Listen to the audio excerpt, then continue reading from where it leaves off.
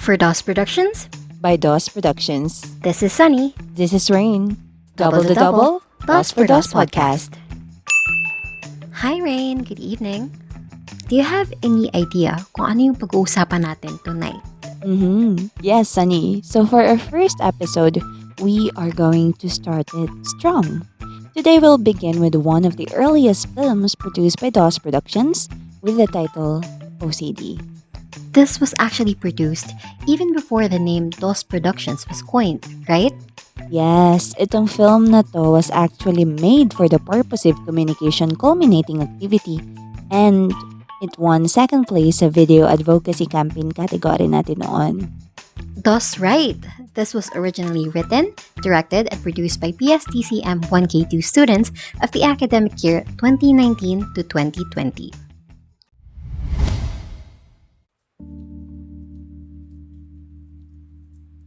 The story starts with Hannah.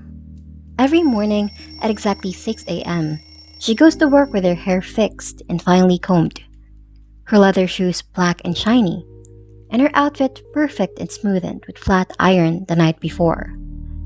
This was her routine, a ritual that she cannot skip. As she walks inside the room, a student who is clearly anxious is waiting for her.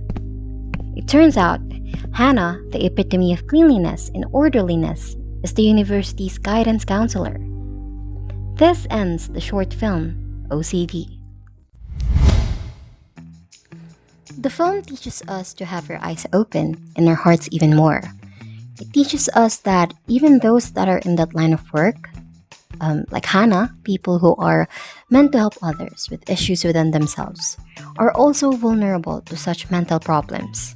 That's right. Even those who are trained professionally to help people deal with internal struggles could also be fighting their own battles and oftentimes hindi natin pansin or we don't even know it.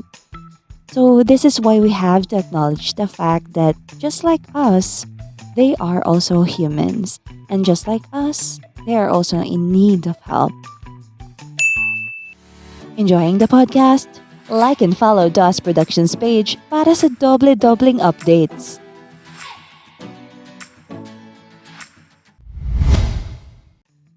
This was actually the first step for the current production team. Dito talaga na-inspire and na-open yung minds ng mga tao behind DOS to continue what we have started. Now there are a lot of things we can discuss pa, using of course our skills and learnings as students. Now, a few years after the film was made, re-evaluate natin yung film and we have found out na although the intent was good, still may pagkukulang pala tayo. According to WebMD, obsessive-compulsive disorder or OCD is a mental illness that causes repeated unwanted thoughts or sensations, or what we could also call obsessions or the urge to do something over and over again, or what we commonly call compulsions. Some people can have both obsessions and compulsions. Many people who suffer from OCD know that their train of thoughts do not make sense, pero hindi nila matitigil.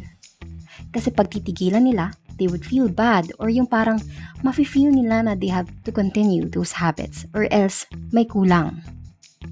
And the sad part is OCD does not have a cure.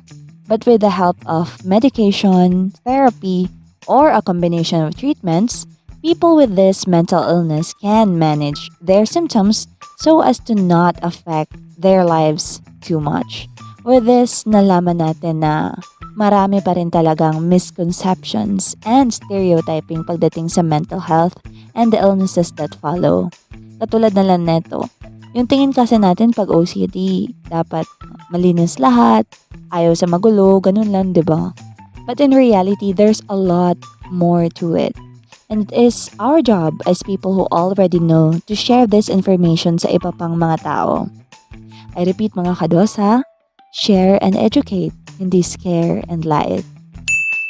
Disclaimer mga kados, this podcast is only made for informational purposes. The hosts as well as the people behind the production are not professionals in the field of medicine. We do not encourage self-diagnosis in any kind of illnesses. Always seek professional help and ask for more information about these kinds of illnesses or issues. Onting paalala lang bago tayo magtapos. Please be kind. You never know what other people are going through.